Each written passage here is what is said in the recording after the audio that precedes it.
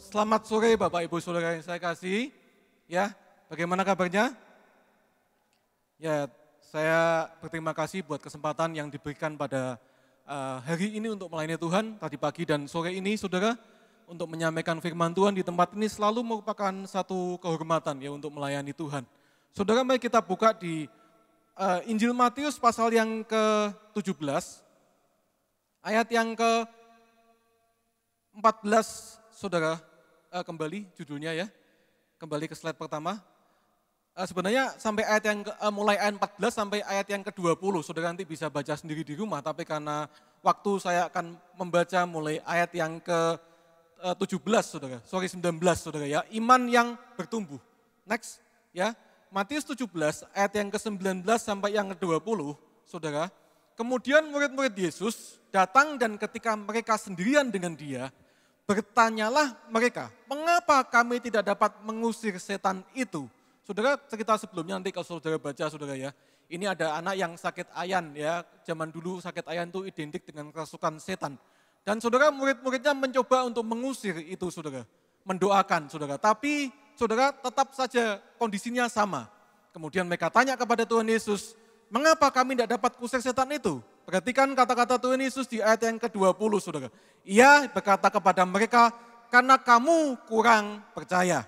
Sebab aku berkata kepadamu, sesungguhnya sekiranya kamu mempunyai iman sebesar biji sesawi saja, kamu dapat berkata kepada gunung ini, pindah dari tempat ini ke sana, maka gunung ini akan pindah dan takkan ada yang mustahil bagimu. Next, saudara, saya mau kita belajar bersama-sama firman Tuhan dari ayat yang ke-20. Ya, biji sesawi, saudara. Ya, mungkin yang kemarin habis ke Israel, enggak tahu, ditunjukin enggak biji sesawi ya? Saya belum pernah lihat, saudara. Tapi firman Tuhan mengatakan, biji sesawi, saudara, itu kecil. Ya, saking kecilnya ukurannya itu, saudara ya, sama jari tangan itu segitu, saudara, kecil sekali. Dan perhatikan ini, firman Tuhan mengatakan, Tuhan Yesus bilang, karena kamu kurang percaya. Nah saudara, kurang percaya itu sebenarnya bahasa aslinya itu adalah imanmu, karena imanmu itu kecil atau lemah. Imanmu saudara, belum cukup saudara. Kemudian dikatakan sesungguhnya sekiranya kamu mempunyai iman sebesar biji sesawi saja. Nah, saya juga mempelajari ternyata iman yang dimaksudkan sebesar biji sesawi, sebenarnya bukan sebesar saudara ya, sekecil harusnya ya, karena biji ini kecil sekali. Tuhan Yesus bilang kalau imanmu seperti biji sesawi. Nah ini, lebih tepatnya sebenarnya kata-katanya itu ayatnya adalah sekiranya kamu punya iman seperti biji sesawi. Nah seperti biji sesawi itu apa? Bukan hanya ukurannya sebenarnya yang Tuhan maksud, biji sesawi itu bukan berarti iman sekecil itu cukup saudara, tapi seperti biji sesawi itu artinya adalah biji sesawi itu saudara, kecil tapi kalau sudah tumbuh cepat sekali jadi besar sekali. Nah, kita buka ayatnya di Injil Markus 4, next. Ayat yang ke-31 sampai 32, ya. Hal kerajaan itu seumpama biji sawi yang ditaburkan di tanah. Memang biji itu yang paling kecil daripada segala jenis benih yang ada di bumi, ya. Tetapi apabila ia ditaburkan, ia tumbuh dan jadi lebih besar daripada segala sayuran yang lain dan mengeluarkan cabang-cabang yang besar, sehingga burung-burung di udara dapat bersarang dalam naungannya. Saudara, sesawi itu bukan sawi ya, beda. Saudara, yang saya tahu bukan sayuran sawi. Tapi sesawi itu bijinya kecil, tapi kalau ditanam, dia tumbuhnya cepat sekali. Nah yang Tuhan Yesus maksudkan dengan iman seperti biji sesawi, adalah iman yang bertumbuh. Amin saudara. Iman yang tidak begitu-begitu saja, tidak statis, tapi iman yang dinamis atau berubah atau bertumbuh saudara. Dari kecil jadi sedang, jadi besar. Itu yang Tuhan maksud. Iman seperti biji sesawi. Saudara, karena di Alkitab ada dikatakan iman kecil, iman besar. Ingat ceritanya waktu Yesus ketemu dengan perwira yang suruh mendoakan anaknya yang sakit di rumah. Dan Tuhan Yesus, perwira itu bilang begini, Tuhan kamu tidak usah datang ke rumah saya. Katakan saja sepatah kata anakku itu akan sembuh yang di rumah. Dan Tuhan bilang begini, belum pernah aku lihat iman sebesar ini di antara orang Israel. Ternyata saudara, iman itu adalah sesuatu yang dinamis saudara. Harus bertumbuh seperti sesawi saudara. Jadi kecil, jangan mau kecil terus imanmu, saudara. Harus bertumbuh, bertumbuh dan bertumbuh, saudara. Next, lanjut. Kenapa kita perlu iman kita bertumbuh, ya, menjadi iman yang besar, saudara? Karena begini, saudara. Tuhan memang mengasihi kita apa adanya. Yang percaya katakan amin. Amin, saudara. Tuhan itu mengasihi kita apa adanya yang terima kita. Roma 5 ayat 8 mengatakan karena itu dia menunjukkan kasihnya kepada kita. Dengan jalan dia mati bagi kita pada saat kita masih berdosa. Apa adanya engkau dikasihi oleh Tuhan. Amin. Tapi, nah saudara, ada tapinya. Tuhan tidak mau kita jadi tanda kutip apa adanya terus. Orang Kristen tidak boleh bilang saya seperti Tuhan Yesus saja Pak. Dari dulu sekarang sampai selamanya tidak berubah. Saudara tidak boleh. Dalam iman saudara, pertumbuhan rohani kita harus bertumbuh. Harus bertumbuh dari kecil, sedang, besar. Ada Kristen anak-anak, Kristen remaja, anak muda dan Kristen dewasa. Kita harus bertumbuh, tidak boleh jadi apa adanya terus mentang-mentang Tuhan Yesus mengasihi kita saudara. Tidak boleh seperti itu. Dia mengutus kita ke dunia supaya kita jadi serupa dengan gambarnya. Jadi kita sedang menuju ke sana saudara. Harus bertumbuh dalam iman. Iman itu dinamis, bukan statis. Nah saudara sore ini, saya mau kita belajar bagaimana iman kita bisa bertumbuh ya. Bukan orang Kristen yang begitu-begitu saja ya. Dalam setiap permasalahan yang kita hadapi, saya tahu banyak dari kita menghadapi masalah. Amin saudara. Tidak ada orang Kristen pun, pendeta pun juga banyak masalah saudara. Tidak ada namanya orang hidup itu tidak ada masalah. Kalau tidak mau hidup ya, tidak mau masalah ya tidak usah hidup saudara. Ceritanya begitu saudara. Nah saudara, karena hidup itu penuh masalah, kita perlu iman. Nah iman ini saudara, percaya kita kepada Tuhan, kepercayaan kita kepada Tuhan itu harus bertumbuh. Ya, waktu saudara menghadapi masalah demi masalah semakin besar masalah saudara, dibutuhkan iman juga yang semakin besar saudara. Amin saudara.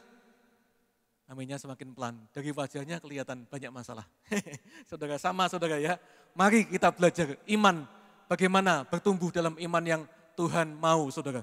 Ada 3 hal yang mau saya bagikan pada sore ini, bagaimana iman kita bisa bertumbuh saudara. Yang pertama, ya next, yang pertama Roma 10 ayat 17 mengatakan jadi iman timbul dari pendengaran. Ya, iman timbul dari pendengaran dan apa saudara, pendengaran oleh firman Kristus. Saudara, ada gambarnya, ya gambarnya bahasa Inggris, mohon maaf saudara, saya tidak nemu yang bahasa Indonesia, tapi gambarnya bagus sekali. Faith comes from hearing, ya, hearing through the word of Christ. Jadi pendengaran akan firman itu membuat iman kita timbul. Nah, permasalahannya adalah kalau kita hanya sampai di kata-kata mendengar secara bahasa Indonesia, mendengar itu sambil lalu juga bisa saudara ya, masuk telinga kanan, keluar telinga kiri. Kenapa ada banyak orang yang sama-sama dengar firman, tapi imannya beda? Kenapa saudara?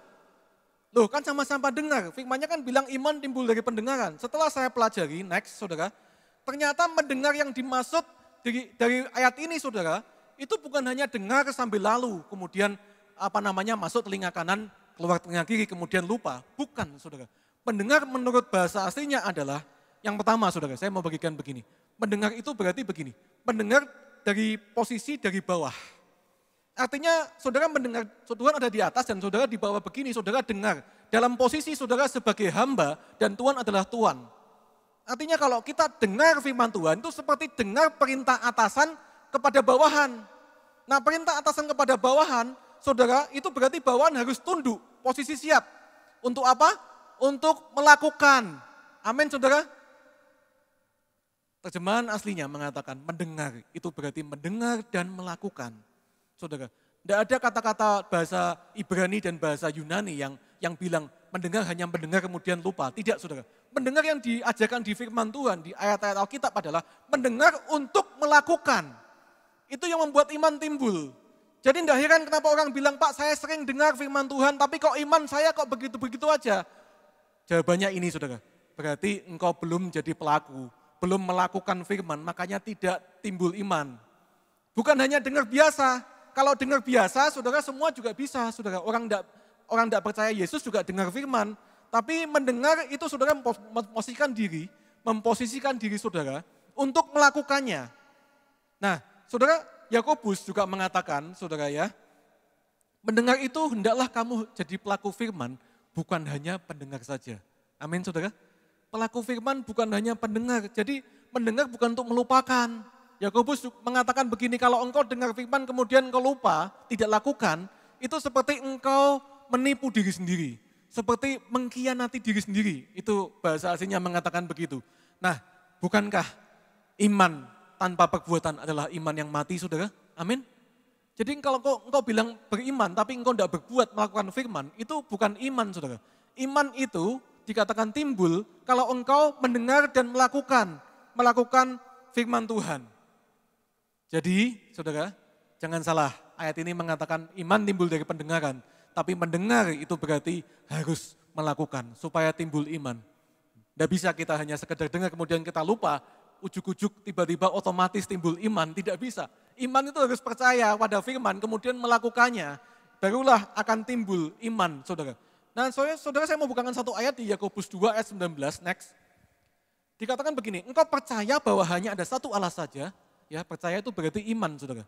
Itu baik, tetapi perhatikan ini, setan juga percaya akan hal itu dan mereka gemetar. Saudara, saya mau tanya, setan tuh tahu firman, dengar firman atau tidak, saudara? Dengar, saudara. Dia tahu firman, waktu dia menguji Tuhan Yesus di padang gurun, dia tahu firman. Hafal, bahkan mungkin lebih hafal daripada kita, manusia, saudara. Tapi perhatikan ini, setan melakukan firman tidak? Tidak lakukan firman, saudara. Dia tidak tunduk kepada Tuhan. Bedanya apa kita dengan setan?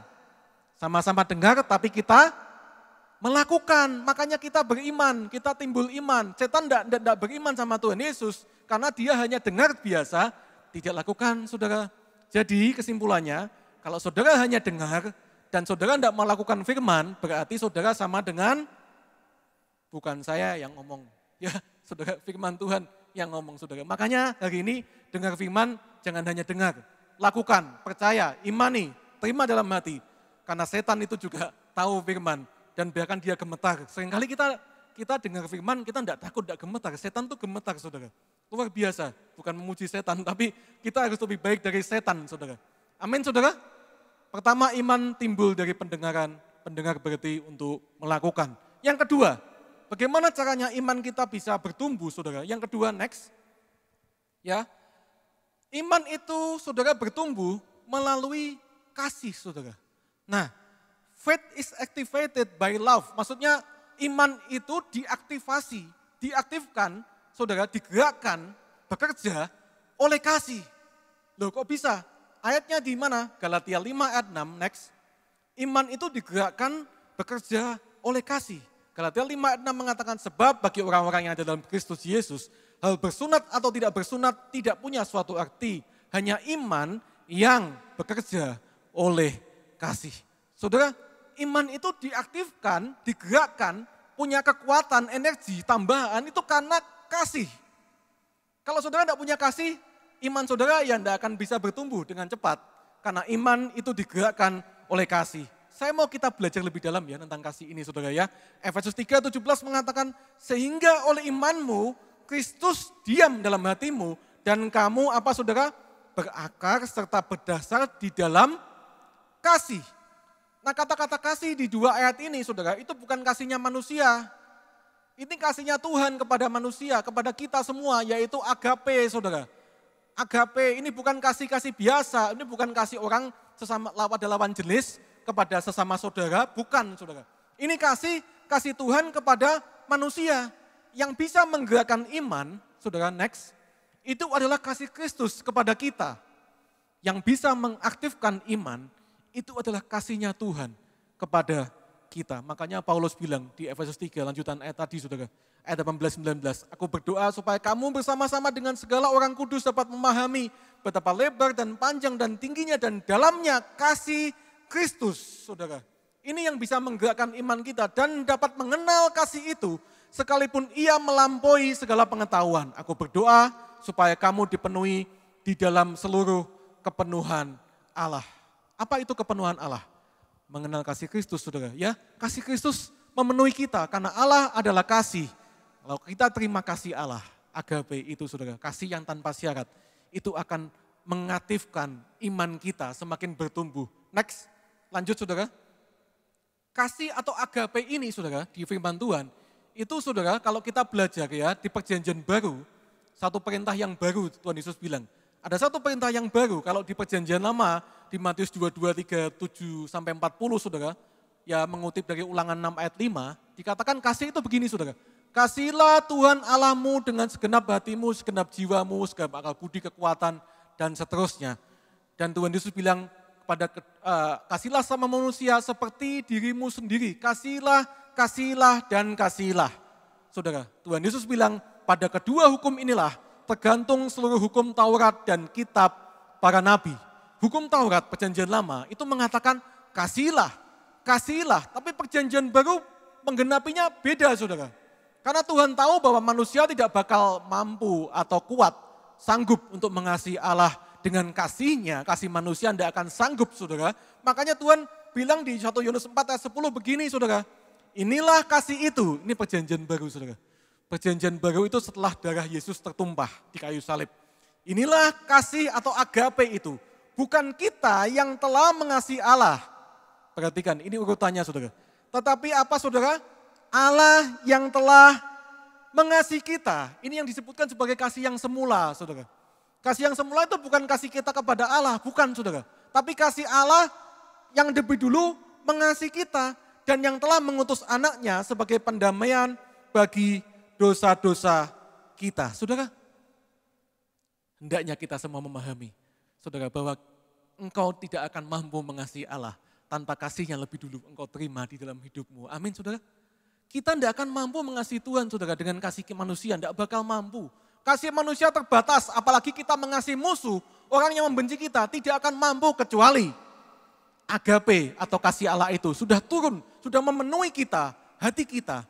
Ya, otomatis kita akan bisa mengasihi Tuhan, otomatis kita akan bisa mengasihi orang lain, bahkan yang membenci, memusuhi kita, saudara.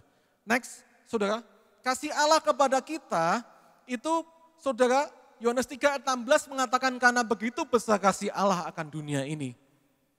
Karena begitu besar kasih Allah akan dunia ini. Bukan kasih kita kepada Allah, tapi kasih Allah kepada kita tanpa syarat. Saudara, dia berkorban walaupun kita masih berdosa mendukakan hatinya. Dia berkorban, saudara. Agape atau kasih itu haruslah lebih dahulu kita alami. Saya berdoa hari ini supaya kita semua mengalami kasih ini. Amin, saudara. Walaupun saudara tidak mengalami di gereja ini, di rumah saudara, dimanapun saudara berada, harus hari demi hari, saudara, tidak harus selalu di ibadah, saudara. Di ibadah, di tempat ini saya mengalami kasih yang mula-mula, saudara. Saya mengalami kasihnya yang begitu besar dalam hidup saya sampai tidak tahan, saya menangis dari sore sampai malam, selesai ibadah sampai besok pagi saya masih menangis, saudara. Saudara, kenapa? Saya merasakan begitu Allah mengasihi saya, itu yang membuat iman saya bertahan sampai hari ini. Saya tidak tahu apa jadinya saya kalau Tuhan tidak memberikan kasihnya kepada saya, saudara. Amin. Saya bisa hidup itu karena kasih Allah sampai hari ini. Saya bisa bertahan melayani Tuhan sampai hari ini karena saya betul-betul merasakan bahwa saya ini dikasihi, saudara. Dikasihi, bukan saya yang lebih dulu mengasihi, tapi dia yang lebih dulu mengasihi saya. Saudara, paradigma ini, saudara, harus kita tanamkan dalam hidup kita. Kalau kita mau iman kita bertumbuh, saudara, pertama-tama, iman itu diaktifkan oleh kasih Allah. Kasih Kristus, agape itu harus kita terima dulu. Nah, Petrus pernah mengalami hal yang seperti ini, saudara ya. Dia berusaha sebisa mungkin mengasihi Tuhan.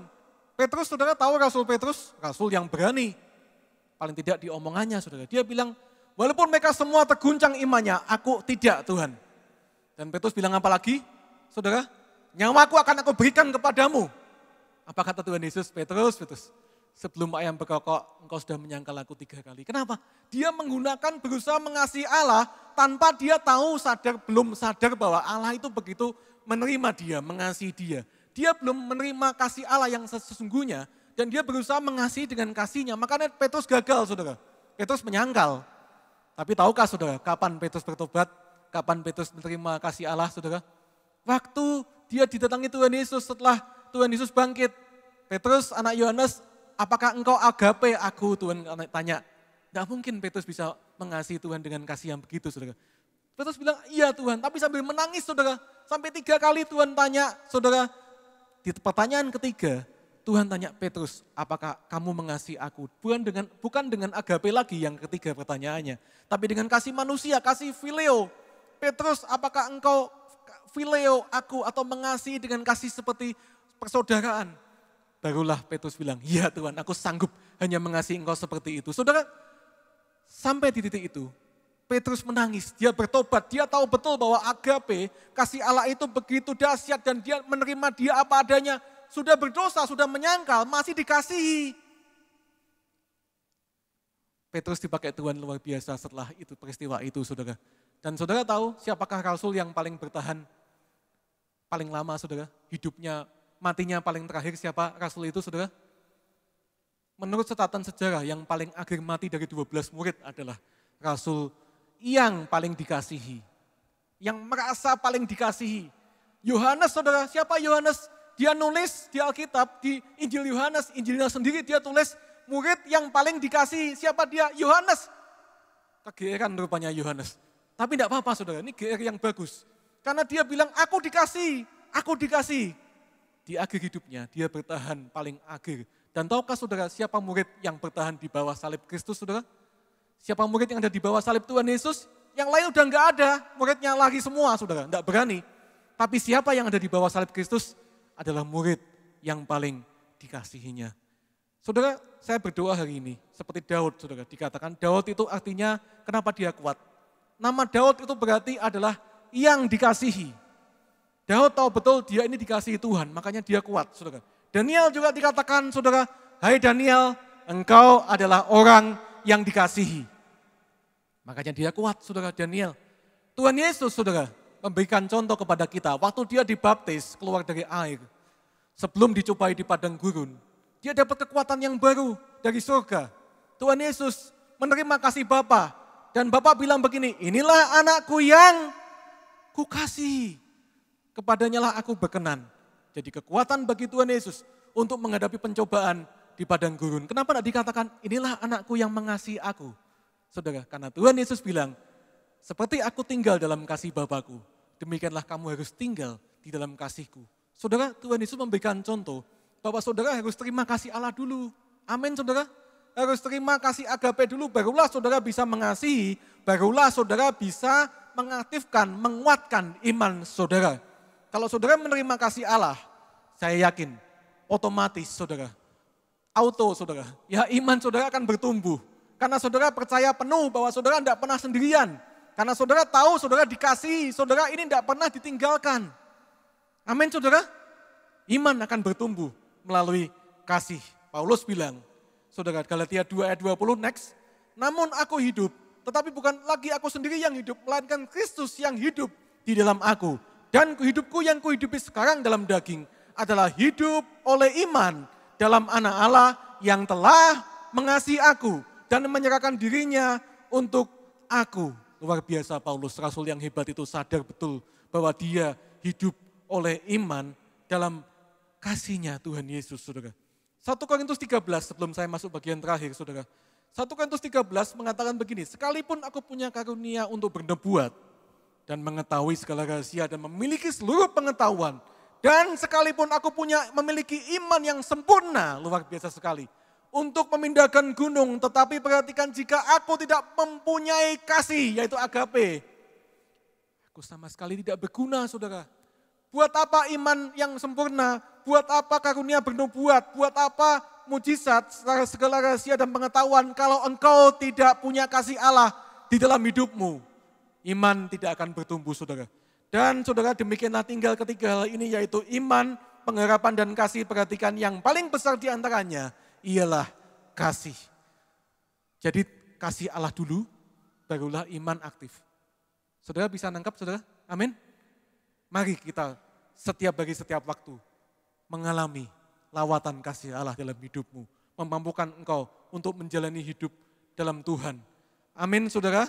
Mari kita lanjut. Bagian yang ketiga, bagaimana iman bisa bertumbuh. Yang pertama, iman bertumbuh timbul dari pendengaran. Mendengar dan melakukan firman Allah. Yang kedua, iman diaktifkan, digerakkan oleh kasih. Yang ketiga, ini yang terakhir sekaligus yang paling tidak enak ya saudara ya. Yang paling tidak enak ini saudara. Tapi ini firman Tuhan harus saya bagikan. Iman itu bertumbuh melalui penderitaan atau aniaya atau masalah, saudara. Kabar buruknya adalah iman itu bertumbuhnya, saudara. Tidak melalui hal-hal yang enak, ya, tapi melalui penderitaan, melalui masalah, pergumulan, dan lain sebagainya. Makin besar masalah, saudara, imanmu harusnya makin bertumbuh. Kalau kita merespon dengan benar dalam setiap permasalahan kita. Saudara, sebelum saya lanjut, saya mau menggarisbawahi, penderitaan yang dimaksudkan oleh firman Tuhan di sini bukanlah penderitaan karena ulah kita sendiri, saudara. Saudara menderita, saudara hutang banyak dan tidak bisa membayar, dan saudara bilang aku menderita supaya imanku bertumbuh. Saudara, bukan seperti itu yang firman Tuhan maksudkan. Penderitaan yang dimaksudkan tentunya hubungannya dengan menderita karena melakukan firman. Amin, saudara. Kalau engkau melakukan firman kebenaran, engkau lakukan kehendak Allah, dan engkau menderita aniaya, dan engkau disalahartikan, disalahpahami, difitnah, dan engkau masih belum pulih kondisimu, keuanganmu, sakitmu, tapi engkau tetap setia melakukan firman, itulah penderitaan yang Tuhan maksud. Iman bisa bertumbuh melalui hal-hal seperti ini, saudara. Kalau kita merespon dengan benar. Next, ya sebelum saya lanjut beberapa ayat dan saya selesai. Kenapa iman tidak bertumbuh? Karena mujizat. Saudara, kenapa mujizat seringkali itu justru tidak membuat kita tambah beriman? Justru membuat kita seringkali sudah dapat mujizat, kemudian lupa sama Tuhan. Saudara, banyak contoh di Alkitab, saya tidak anti mujizat, saudara ya, karena saya mengalami mujizat, dan saya juga seringkali berdoa banyak mujizat terjadi, saudara, paling tidak dalam keluarga saya sendiri, saudara. Tapi saudara, yang membuat kita harus fokus kepada hal ini adalah, karena seringkali mujizat itu tidak membuat iman kita bertumbuh, saudara. Contoh saudara, bangsa Israel, saudara, 40 tahun putar-putar di padang gurun, kurang mujizat apa, saudara? Segala jenis mujizat dari A sampai Z mungkin sudah pernah dialami. Tapi toh pun imannya begitu-begitu saja, bersungut-sungut, ngomel-ngomel. Dan Tuhan tidak suka, ya saudara, Tuhan tidak berkenan, tidak masuklah tanah perjanjian. 10 orang kusta, saya mau tanya yang mengalami mujizat berapa? 10 orang kusta. Ya 10 saudara, 10-10-nya mengalami. Tapi yang kembali kepada Yesus, yang percaya, yang beriman kepada Yesus ada berapa? Satu saja, saudara. Itu pun orang asing, orang Samaria. Saudara, 5.000 orang yang diberi makan di mujizat 12 bakul sisanya oleh Tuhan Yesus. 5.000 plus, belum termasuk perempuan dan anak-anak. Itu mengalami mujizat, tapi endingnya setelah itu firman Tuhan mencatat bahwa banyak dari mereka yang mengunduhkan diri setelah mendengar pengajaran Yesus. Itu orang-orang yang mengalami mujizat. Hari ini kalau saudara melihat, ingat ada teman saudara, orang itu kok dulu mengalami mujizat besar ya, tapi kok hari ini kok tidak ada di gereja ya. Udah mutung ke gereja, udah murtad bahkan. Saudara, ya karena ini saudara, seringkali mujizat itu kalau kita salah artikan, tidak tahu tujuannya Tuhan, itu tidak membuat iman kita, saudara, semakin bertumbuh karena seringkali mujizat itu hanya untuk kesenangan kita. Ya, saya percaya Tuhan suka untuk memberikan mujizat, tapi yang Tuhan lebih suka adalah kita ini taat. Halo, amin saudara? Buat apa mujizat banyak kalau tidak taat saudara?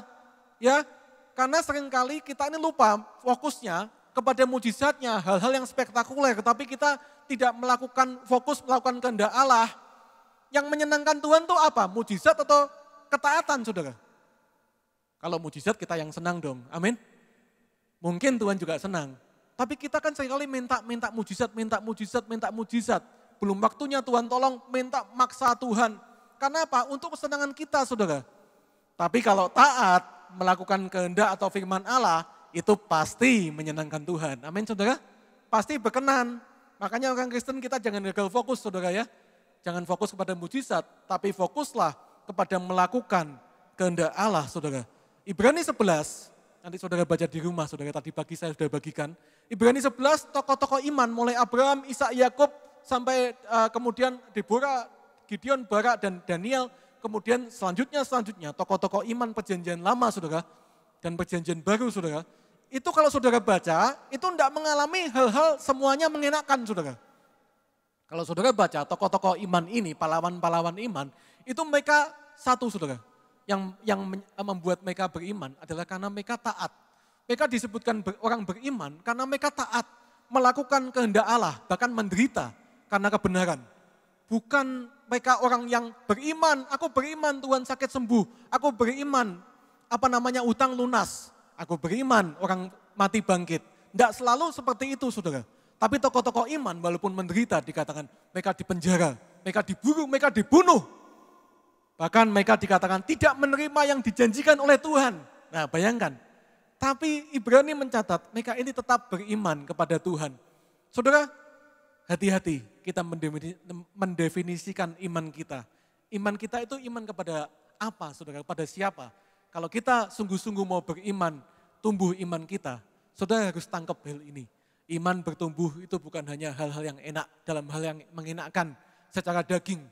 Bukan hanya melalui mujizat, yes mujizat dipakai Tuhan. Tapi seringkali, banyak kali justru seringkali penderitaan, masalah itu dipakai Tuhan untuk menumbuhkan imanmu. Amin saudara? Amin saudara? Matius 7 ayat 21 sampai 23 dikatakan, bukan setiap orang yang berseru padaku Tuhan, Tuhan akan masuk kerajaan surga. Melainkan mereka yang apa saudara? Melakukan kehendak Bapa yang di surga. Ayat 22 bilang pada hari terakhir banyak orang yang akan apa saudara? Bilang begini, Tuhan bukankah kami bernubuat demi namamu? Bukankah kami usir setan demi namamu? Bukan kami mungkin tumpang tangan maka sakit sembuh, banyak mujizat kami adakan. Tapi Tuhan bilang apa? Nyala daripadaku kamu sekalian pembuat kejahatan, aku tidak pernah mengenal kamu. Saudara, pembuat kejahatan itu apa? Pembuat kejahatan adalah orang yang melakukan kehendaknya sendiri, saudara. Gugu karepe dhewe, itu yang Tuhan tidak mau. Tapi yang Tuhan cari, yang boleh masuk surga adalah bukan orang yang mentang-mentang mujizat, tapi orang yang melakukan kehendak Bapa. Saudara, tidak heran Matius 7 ayat 24 sambungannya ayat 23 tadi mengatakan begini, orang Kristen itu dibagi dua. Dua macam dasar, saudara. Ada dua orang Kristen, tipe orang Kristen, saudara. Yang satu adalah orang yang mendengar firman, kemudian melakukan. Yang kedua adalah mendengar firman, tidak melakukan.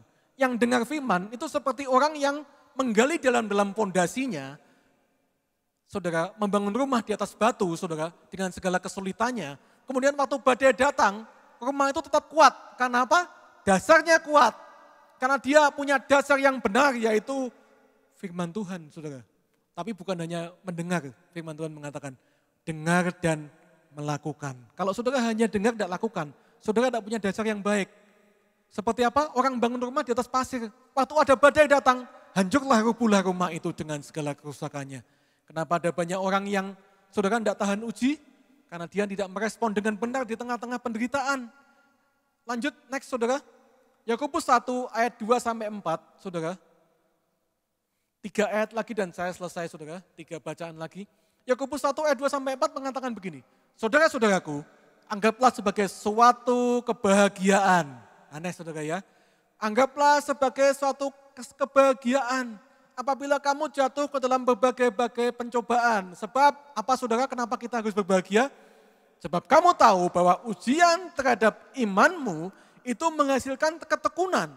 Dan biarlah ketekunan itu memperoleh buah yang matang, supaya kamu menjadi sempurna dan utuh dan tak kekurangan suatu apapun. Lanjut, next.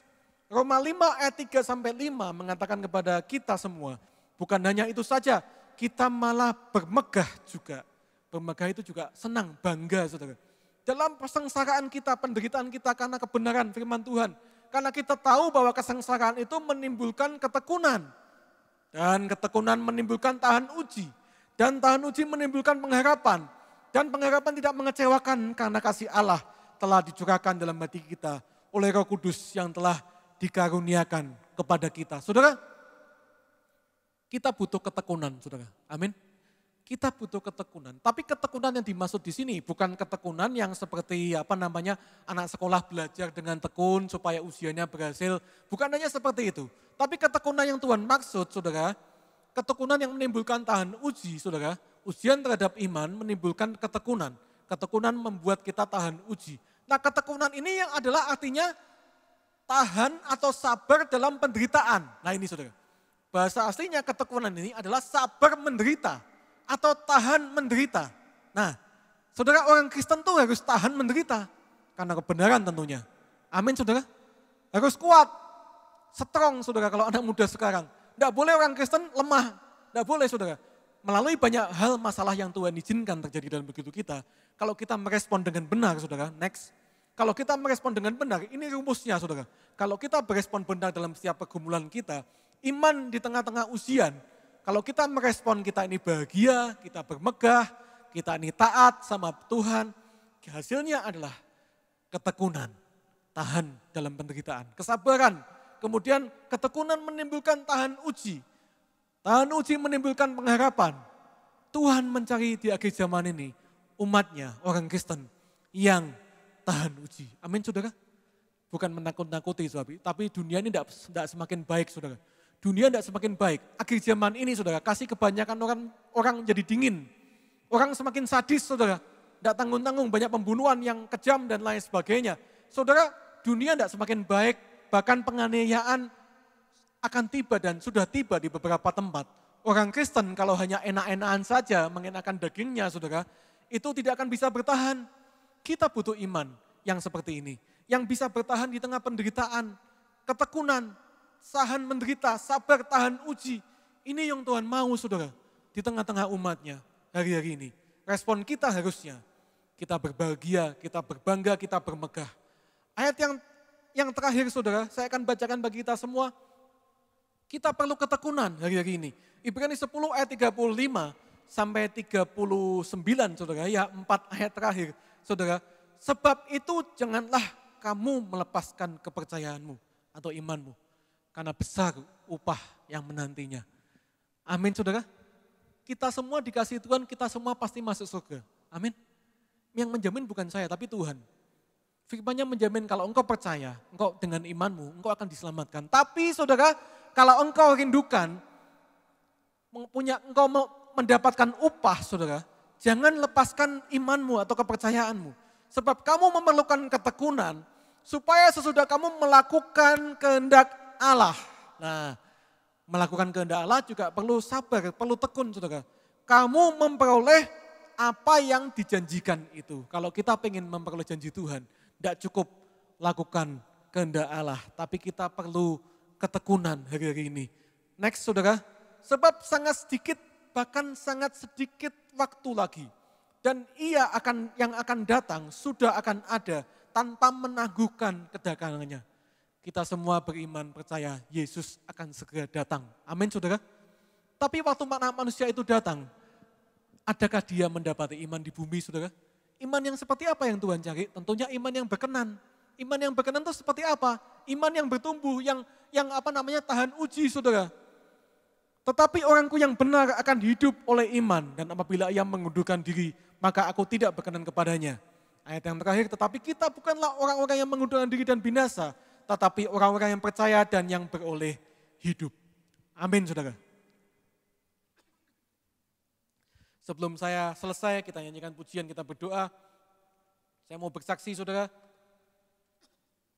Tiba-tiba teringat saudara akan jemaat ya di kota Lasem saudara ya. Di kota Rembang, gereja kami saudara sudah punya izin yang resmi dari pemerintah. Diresmikan oleh bupati saudara. Tetapi waktu kami mencoba untuk buka cabang di kota Lasem saudara.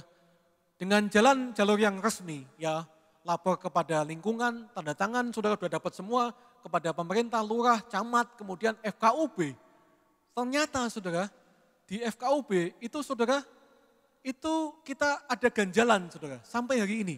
Sampai hari ini, karena begitu surat masuk ke FKUB dan bupati saudara. Saudara tahu jemaat di kota Lasem itu cukup banyak saudara ya. Cukup banyak saudara, bahkan kalau dikumpulkan semua mungkin 80 ada lebih saudara ya. Kalau dikumpulkan. Hari ini apa yang terjadi? Jemaat di kota Lasem tetap mengadakan ibadah dengan setia.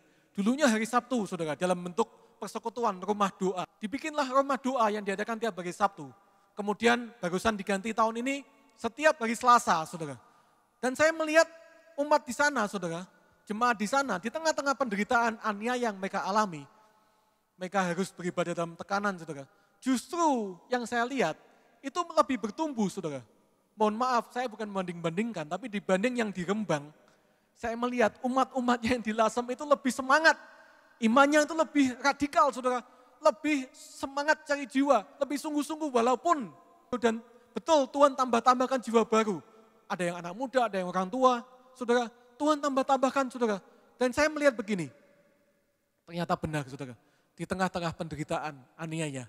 Itu iman itu bertumbuh saudara. Iman itu benar-benar Saudara, kalau kita merespon dengan benar, kita tidak bersungut-sungut, kita tidak ngomel, saudara, kita tidak menyalahkan Tuhan, itu kita dapat kekuatan baru. Amin, saudara. Kita dapat kekuatan baru. Firman Tuhan saya akhiri sampai di sini, saya panggil main musik dan main pujian. Hari ini kita belajar kesimpulan, ya saudara. Kalau engkau mau imanmu bertumbuh, saudara, seperti tanaman sesawi, biji kecil, cepat bertumbuhnya. Saudara perlu, saudara, yang pertama, dengar dan lakukan firman.